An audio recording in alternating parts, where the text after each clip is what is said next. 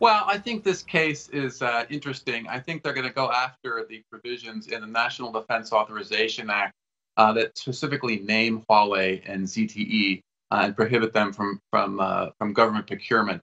So I think that the statute they're probably going to use is the so-called Bill of Attainder, which singles out individuals in this way. And so this has been tried before with Kaspersky. So it's going to be a little bit of a tall order here, but I think it shows in general that Huawei is fighting back against all these charges, and this is a big company. It has lots of lawyers, and they're going to be pushing back on all fronts against the U.S. offensive. Paul, this is Martin in Beijing. Let me quickly jump in with a question. Sure. From the perspective of Western corporates, including American companies, I mean, this is really the key question, is it not? You've got the Meng Wanzhou case to do with contravening Iran sanctions, aiding, abetting, and trading with the enemy. You've got the two Canadians, and this is purportedly an industrial espionage case, but too coincidental to not be related. So I think the question really is that American companies and Western companies are asking is, if there is going to be further retaliation from Beijing, what way, shape, or form could that potentially take? What do you think?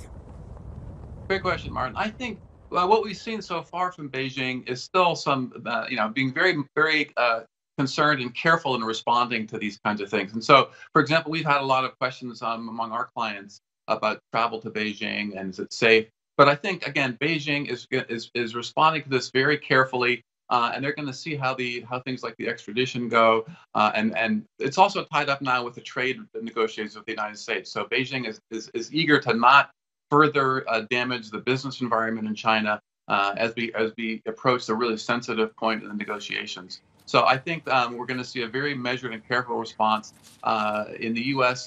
They're also trying to keep the Hmong issue separate from the trade negotiations, but of course they're getting a little bit entangled here as we reach an end game in the trade negotiation.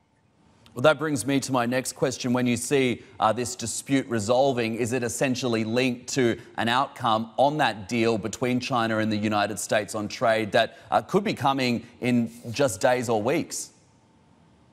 Well, I think many people have speculated, and of course the U.S. president has linked. For example, specifically the case of Hmong to the trade negotiations. So it's probably going to be a case where there's no explicit link made. But for example, over time, there could be a face-saving way that Hmong is eventually released after some court challenges, and maybe Huawei agrees to pay a fine, for example. But this is going to play out over the next several months because clearly Hmong's lawyers are going to challenge this and try to drag this out.